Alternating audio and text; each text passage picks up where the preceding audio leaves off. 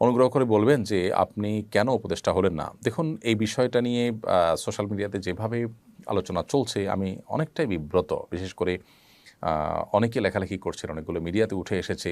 বিষয়টাকে অনেকে যেভাবে চিত্রায়িত করছেন আসলে এরকম না। আমি একটু খোলাসা করি। আ আমাকে শিক্ষার্থীদের তরফ থেকে একজন ফোন দিয়ে বললেন যে, "অনেকে আপনাকে উপদেষ্টা করার ব্যাপারে মতামত দিচ্ছেন। আপনি কি বলছেন? আপনার মতামত কি?" আমি তখন পরিষ্কার জানিয়েছি, "দেখেন, আমি এটার জন্য নিজেকে উপযুক্ত মনে করি না। এর চাইতে অনেক উপযুক্ত মানুষ আছেন আলহামদুলিল্লাহ।" তখন আমি কয়েকটা নাম প্রস্তাব করি।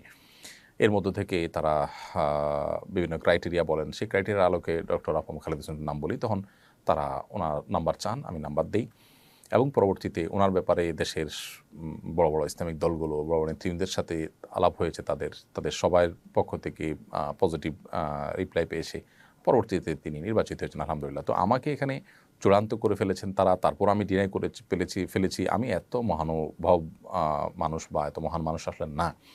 পদের বা দুনিয়ার মোহ অন্য ১০ জনের মতো আমার মধ্যেও আছে। আমাকে যেভাবে আপনারা অনেকে মহান করে দেখাচ্ছেন, এটা আপনাদের মহানুভবতা বা আপনাদের সুধারণা ছাড়া কিছুই নয়।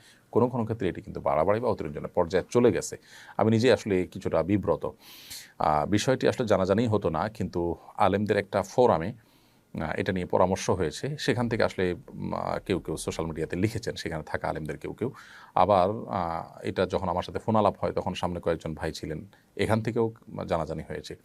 তো বিষয়টা এরকম না যে আমাকে একেবারে পদ দিয়ে দেওয়া হয়েছে, আমি ইচ্ছাকৃত এটাকে ডিনাই করে দিয়েছি চূড়ান্ত হওয়ার পর। ব্যাপারটা এরকম না। আমাকে বলেছে তারা, আমি অপারগতা প্রকাশ করেছি, আরেকজনের কথা বলেছি, এই। তো আমাকে যেরকম বলেছে এরকম আরও হয়তো অনেক আলেমকে তারা বলেছেন। তারাও হয়তো একই কথা বলেছেন। বিধায় এখানে আমাকে আসলে মহান বানানোটা একটু বেশি হয়ে যাচ্ছে। আল্লাহ তাআলা আমাদেরকে হেফাজত করুন। চলমান পরিবর্তনকে সবাই অবিশ্বাস্য বলছেন। এত সহজে এই পরিবর্তনের রহস্য কী বলে মনে করেন? দেখুন, আল্লাহ রাব্বুল আলামিন কোরআনে কারিমে বলেছেন যে, কুলিল্লাহুম্মা মালিকাল মুলক তুতিল মুলকা মান তাশা ওয়া তানজিউল মুলকা মিম্মান তাশা। আল্লাহ রাব্বুল আলামিন সকল রাজত্বের মালিক। তিনি যাকে ইচ্ছা তাকে রাজত্ব দেন, যার কাছ থেকে ইচ্ছা রাজত্ব ছিনিয়ে নেন। এবং এই যে হঠাৎ কিছু একটা ঘটে যেতে পারে, যিনি অসীম ক্ষমতাধর মনে করছেন নিজেকে, মুহূর্তের ভিতরে আল্লাহ তাআলা তাকে ভিখারি বানিয়ে দিতে পারেন। আবার একজন ভিখারি সাধারণ মানুষটাকে আল্লাহ তাআলা ক্ষমতার মসনদে বসিয়ে দিতে পারেন। আল্লাহ রাব্বুল আলামিনের এই সক্ষমতা, আল্লাহ তাআলার এই মহান অসীম কুদরতের কথা কোরআনে আল্লাহ তাআলা পরিষ্কারভাবে বলেছেন। কোরআনে কিছু আয়াত আছে যেগুলো সময়ে আ এগুলোর প্রাসঙ্গিকতা এতটাই তরতাজা হয়ে ওঠে আমাদের কাছে, মনে হয় যে এই প্রসঙ্গে বোধহয় আয়াত নাজিল হয়েছে। দেখুন, আল্লাহ বলেছেন, কুলিল্লাহুম্মা মালিকাল মুলক। হে রাসূল, আপনি বলে দিন, বা হে রাসূল আপনি বলুন যে, হে আল্লাহ, আপনি মালিকাল মুলক, আপনি সকল রাজত্বের মালিক, সকল ক্ষমতার মালিক আপনি।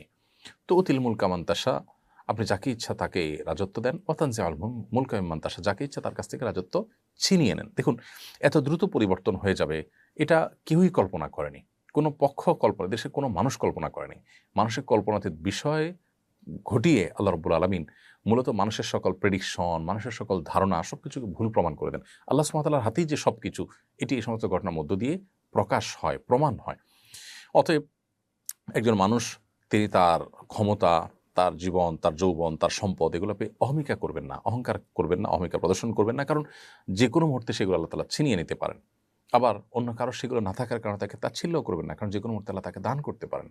এই শিক্ষাটা যদি আমাদের জীবনে ধারণ করতে পারতাম, তাহলে আমাদের জীবনটা অনেক সুন্দর হয়ে যেত। আমরা আল্লাহর খাস বান্দা হয়ে যেতে পারতাম। সেই সাথে এই যে হঠাৎ পরিবর্তন হয়ে গেল, রহস্য কি? রহস্য মূলত এটাই যে আল্লাহ যখন ইচ্ছা তখন পরিবর্তন করেন। আমরা দেখি না যে অনেক মানুষ সুস্থ সবল স্বাভাবিক কোনো অসুবিধা নেই, হঠাৎ করে মারা গেলেন। আবার একেবারেই মরণাপন্ন একটা মানুষ বেঁচে গেলেন। তো এখানে আসলে কোনো বৈজ্ঞানিক ব্যাখ্যা কাজ করে না। মূলত আল্লাহ রাব্বুল আলামিন যে সবকিছুর ক্ষমতা তার হাতে, তিনি যে সবকিছু নিয়ন্ত্রণ করেন, এটার প্রমাণ হলো এই সমস্ত ঘটনাবলী। পাশাপাশি জুলুমের পরিণাম অত্যন্ত ভয়াবহ। আল্লাহ তাআলা বলেছেন কোরআনে কারীমের মধ্যে যে, লা তাহসাবান্নাল্লাহা গাফিলান আম্মা ইয়ামালু যালিমুন, যারা জালিম তাদের ব্যাপারে আল্লাহ তাআলা গাফিল উদাসীন হয়ে আছেন এমনটি তোমরা মনে করো না। ইন্নামা ইউআখিরুহুম লিয়াউমিন তাশখাসু ফিহিল আবসার, বরং তাদেরকে আল্লাহ তাআলা সেদিন পর্যন্ত প্রশ্রয় দিয়ে রাখেন যেদিন মানুষের চক্ষুগুলো সব স্থির হয়ে যাবে, মানুষ সব দেখতে পাবে। অর্থাৎ আল্লাহ রাব্বুল আলামিন ছাড় দেন। আল্লাহ বলেছেন, ইন্নামা নুমলি লাহুম, আমি পাপিষ্ঠদেরকে, জালিমদেরকে ছাড় দিয়ে রাখি। ইন্না কাইদি মাতিন, এরপর আমার পাকড়াওটা আল্লাহ বলছেন যে এটা অত্যন্ত শক্ত হয়, কঠোর হয়ে থাকে। জুলুম যারা করে তাদেরকে আল্লাহ দুনিয়াতে পাকড়াও করে। দেখুন, আদম আলাইহিস সালামের ছেলে যে কাবিল, সে তার ভাই হাবিলের প্রতি অবিচার করেছিল, আল্লাহ তাকে পাকড়াও করেছেন। নমরুদ ইব্রাহিম আলাইহিস সালামের প্রতি অবিচার করেছিল, আল্লাহ তাকে পাকড়াও করেছেন। ফেরাউন মুসা আলাইহিস সালামের প্রতি অবিচার করেছিল, আল্লাহ তাকে পাকড়াও করেছেন।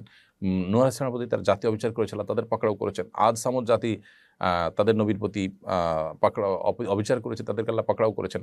ফেরাউন আমাদের নবী সাল্লাল্লাহু আলাইহি ওয়াসাল্লামের সাথে আবু জাহাল, আবু লাহাব বা সাইবা তারা অবিচার করেছে, মুসলমানদেরকে প্রতি জুলুম করেছে, আল্লাহ তাদেরকে পাকড়াও করেছেন। একসময় পৃথিবীর বড় বড় পরাশক্তিগুলো আমরা জানি তাতারিরা অনেকেই পৃথিবীতে একেবারে নিজেদেরকে অপরাজেয় শক্তি মনে করেছে, আল্লাহ তাআলা তাদের সবার দম্ভচূর্ণ করেছেন। সো জুলুমের পরিণতি অত্যন্ত পরিষ্কার। যারা জুলুম করে দুনিয়াতে কিছু অপরাধের শাস্তি নগদ দিয়ে থাকেন, জুলুম যারা করে তাদের এই জুলুমের শাস্তিও আল্লাহ তাআলা নগদ দিয়ে থাকেন। এটা এমন একটা শাস্তি যে নবী সাল্লাল্লাহু আলাইহি ওয়াসাল্লাম হাদিসে বলা হয়েছে যে আখিরাতের শাস্তির পাশাপাশি নগদ দুনিয়াতেই পরিণতি ভোগ করান সেই অপরাধগুলোর মধ্যে একটা হলো জুলুম। অতএব আমাদের ব্যক্তিগত পর্যায়ে আমরা যেন কারো প্রতি জুলুম না করি, কোনোভাবে অবিচার না করি, কারো হক নষ্ট না করি। এই যে হঠাৎ করে পরিবর্তন আল্লাহর কুদরতের প্রকাশ এবং জুলুমের পরিণতি ভাবেই আকস্মিকভাবে চলে আসে। কোরআনে বিভিন্নভাবে আল্লাহ তাআলা বলেছেন যে তারা কি নিশ্চিন্ত হয়ে গেল যে হঠাৎ করে আল্লাহর আযাব তাদেরকে পাকড়াও করবে, আল্লাহর পাকড়াও এসে যাবে হঠাৎ করে, এই ব্যাপার মানুষ নিশ্চিন্ত হয়ে গেছে। পরিস্থিতি যেটা তৈরি হয়েছে সম্পূর্ণ আল্লাহ তাআলার ফায়সালা এখানে ছিল, আল্লাহ তাআলার সিদ্ধান্ত এখানে ছিল। অতএব সেই অনুপাতেই সব কিছু হয়েছে। একজন ইমানদারের এখান থেকে শিক্ষা গ্রহণ করার এবং সেখান থেকে নিজের ঈমানকে বৃদ্ধি করবার যথেষ্ট উপাদান রয়েছে। নতুন সরকার আসার পর মানুষ অনেক বেশি উচ্ছ্বসিত দেখা যাচ্ছে। অনেকেই তো এটাকে আল্লাহর প্রদত্ত নিয়ামতও বলছেন। এগুলো কি বাড়াবাড়ি নয়? দেখুন, অতিরিক্ত উচ্ছ্বসিত হচ্ছে মানুষ, এটা পরিষ্কার। কেন এত উল্লাস, কেন এত উচ্ছ্বাস মানুষের মধ্যে, সেটা দেখতে হবে। ইতিমধ্যে গণতান্ত্রিকভাবে নির্বাচিত অনেকগুলো সরকার আমরা দেখেছি। আমাদের দেশের স্বাধীনতার পর যতগুলো সরকার এসেছে, গণতান্ত্রিকভাবে নির্বাচিত সরকার আসার পরও মানুষ এতটা উল্লসিত, অর্থাৎ নিজের ভোটটা দিয়ে মানুষ সরকারকে বসাতে পেরেছে, এরপরও মানুষকে এতটা উল্লসিত এবং এতটা আনন্দিত হতে দেখা যায়নি এবার যতটা আনন্দিত। কারণ কি? এর কারণ হলো বিগত ৫০ বছর ধরে স্বাধীনতার পর থেকে নানাভাবে সাধারণ মানুষ প্রতারিত হয়ে আসছে।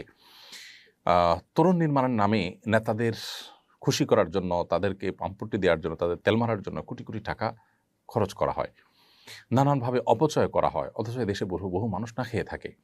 নানা বৈষম্য এদেশে, নানা অবিচার এদেশে চলে। যার লিঙ্ক আছে, যিনি ক্ষমতাসীনদের সাথে ভালো সম্পর্ক রাখতে পারে তিনি অনেক ভালো থাকেন, আর যিনি রাখতে পারেন না তার অবস্থা একেবারে খারাপ থাকে। ঘুষ, দুর্নীতি, অপশাসন এটা মানুষকে অতিষ্ঠ করে তুলেছে। নানাভাবে মানুষ অন্যায় এবং অবিচারের শিকার। যেভাবে খুন, গুম, রাহাজানি, পুলিশের হয়রানি, কিছু হলেই মামলা ধরে নিয়ে যাওয়া, চাঁদাবাজি এবং অন্যায়ভাবে মিথ্যা মামলা দিয়ে হয়রানি করা, বিচার বিভাগে পর্যন্ত আপনার ন্যায় বিচার না পাওয়া, সেখানে পর্যন্ত আপনার নানাভাবে ইঞ্জিনিয়ারিং করে মানুষকে হয়রানি করা, এসব কারণে গোটা দেশের সমস্ত প্রতিষ্ঠানগুলোর প্রতি মানুষের আস্থা আসলে উঠে গেছে। এরকম ভয়াবহ পরিবেশে মানুষের একটা পরিবর্তন মানুষ চাচ্ছিল। কে করেছে, কারা করেছে, কী নামে করেছে, তার চেয়ে বড় কথা হলো মানুষ পরিবর্তন চাচ্ছিল। তরুণরা সে চেষ্টা করেছে এবং তরুণদের একটা ন্যায্য দাবি ছিল এবং তাদের প্রতি মানুষের একটা আস্থা তৈরি হয়েছে যে তাদের কমিটমেন্ট ছিল, তারা খুবই কনফিডেন্ট ছিল, সেটা দেখে মানুষ আস্থা তৈরি হয়েছে। সবচেয়ে বড় কথা হলো যে মানুষ যখন দেয়ালে পিঠ থেকে যায় তখন আসলে খড়কুটা ধরে মানুষ বাঁচতে চায়, সেখানে তরুণরা তো যথেষ্ট আস্থার জায়গা তৈরি করতে পেরেছে। সো এই জন্য মানুষের মধ্যে অনেক উচ্ছ্বাস উল্লাস দেখা যায়। কিন্তু আমরা বাঙালি সবসময় হুজুগে, আমরা যখন খুশি হই তখন অনেক বেশি হয়ে যাই, যখন বেজার হই তখন অনেক বেশি বেজার হয়ে যাই। যাকে মাথায় তুলি তাকে মাথায় তুলে অনেক বেশি তুলে ফেলি, আবার যাকে ফেলে দেই তাকে একেবারে পায়ের নিচে ফেলে দেই। এটা আমাদের একটি সমস্যা বলতে পারেন।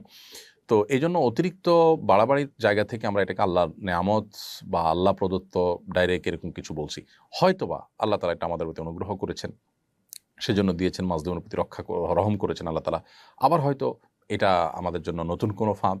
কী যে হতে যাচ্ছে বা এটার পরিণতি কী দাঁড়াবে সেটা আসলে এই মুহূর্তে মন্তব্য করা কঠিন। তবে আমরা আশাতে করব অবশ্যই ভালো কিছু আল্লাহ তাআলা যেন দান করেন আমাদেরকে।